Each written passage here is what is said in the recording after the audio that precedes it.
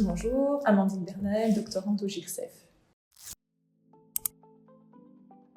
Donc, cette recherche s'inscrit dans un constat majeur de ma thèse, qui est que l'école inclusive fait émerger une pluralité d'acteurs, des professionnels, des organisations, mais aussi des secteurs différents. Il y a, semble-t-il, une vraie volonté politique derrière de décloisonner des frontières historiques autour d'enjeux devenus communs aujourd'hui, tels que le décrochage scolaire, le bien-être des élèves.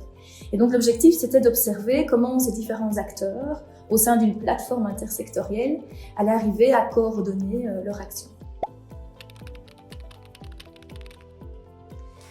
Alors, un concept central, je dirais qu'il y a la notion de champ interstitiel, emprunté à la théorie néo-institutionnaliste, et qui désigne un espace à l'intersection de ces différents secteurs qui n'ont pas nécessairement l'habitude de collaborer ensemble, et donc qui vont ajuster en fait leur vision.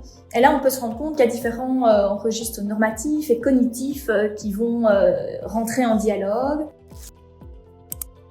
Alors, par exemple, sur la notion de décrochage scolaire, les acteurs de l'aide à la jeunesse, représentés par l'aide en milieu ouvert par exemple, eux, ils vont associer au décrochage des dimensions sociales, parfois liées à de la précarité. Si on pense aux acteurs des centres psychomédico-sociaux, accrochés au champ scolaire bien sûr, mais eux, ils vont plutôt voir derrière le décrochage scolaire un symptôme de mal-être plus global du jeune, qui va parfois amener de la réorientation dans sa trajectoire. Pour les acteurs de la santé mentale, ils vont plutôt évoquer une perte de sens des jeunes aujourd'hui. Et pour les acteurs scolaires, eux, il y a lié à la demande de leur administration un rapprochement par rapport à l'absentéisme. Et donc, c'est aussi qui est là aujourd'hui à l'école, quel motif explique son absence, etc. Et donc, on voit que voilà, c'est pas juste une réunion, c'est vraiment un espace où les visions s'ajustent. Alors, il est important et intéressant de lire ce cahier parce qu'il rend compte de données empiriques récoltées sur un an de rencontres des acteurs de cette plateforme, qu'on y analyse les tensions, mais aussi les collaborations qui émergent.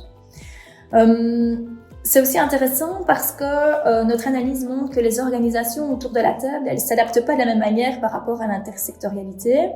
Il y a des organisations plus habituées en fait au partenariat et donc qui vont rentrer plus facilement dans la dynamique de la plateforme. Et puis parce que c'est aussi un espace politique où les différents acteurs vont pouvoir exprimer leur incompréhension, parfois leur frustration par rapport au pouvoir subsidiant et qu'ils vont aussi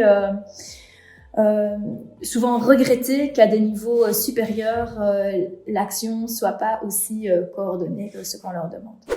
Et donc, si vous voulez en savoir plus, vous pouvez télécharger gratuitement ce cahier.